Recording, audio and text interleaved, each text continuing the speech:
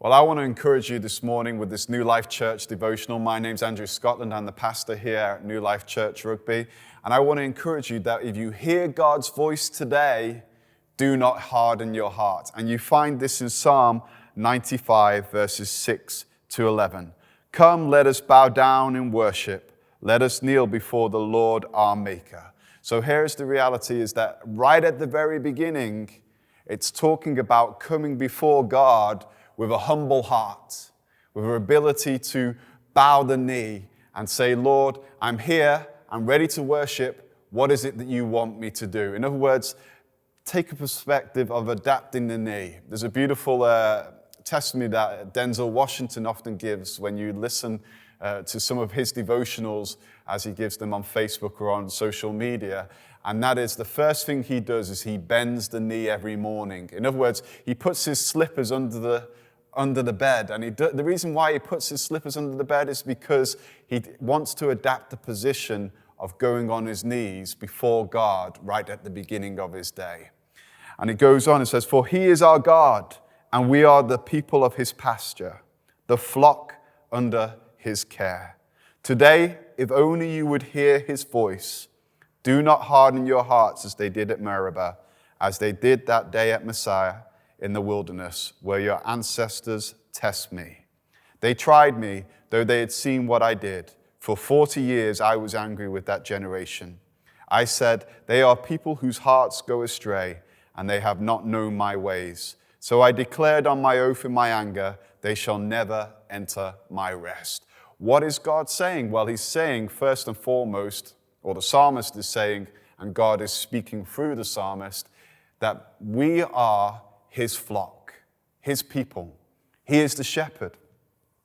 And if he is the shepherd, we are to trust in his leadership and in his guidance. That requires us not to complain about our situation and our circumstance if God is in control of our situation and circumstance. We need to rely on him to provide for us. Because when he talks about Meribah and the testing at Meribah and at Messiah in the wilderness, he's talking about the people complaining because they didn't have water or food. And yet God was providing water and food for them through manna, through the bread from heaven, through the water, through the rock, and then equally through the birds which came and they had the meat when they complained after having the manna. They were testing God because they wanted more than what God was providing for them. And they were saying that actually it's better if we go back to Egypt and back into slavery because we had more choice of food to eat there and then. And there was more provision for us in slavery than there is now under your leadership and your guidance through the wilderness. Yet, God had broken them out of slavery and delivered them in a miraculous way. In such a miraculous way, he parted the Red Sea.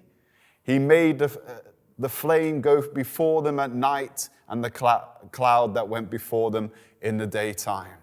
And yet he also sent angels commanding their concern to bring them the law and the word and all these different things that God did through them. They witnessed such miracles, but they wanted much more than God had been providing for them.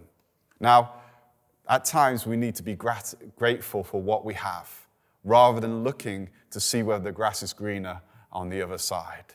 And this is the lot of God's people, learning to be content with what God has given us because we know it's the best that God has got to give.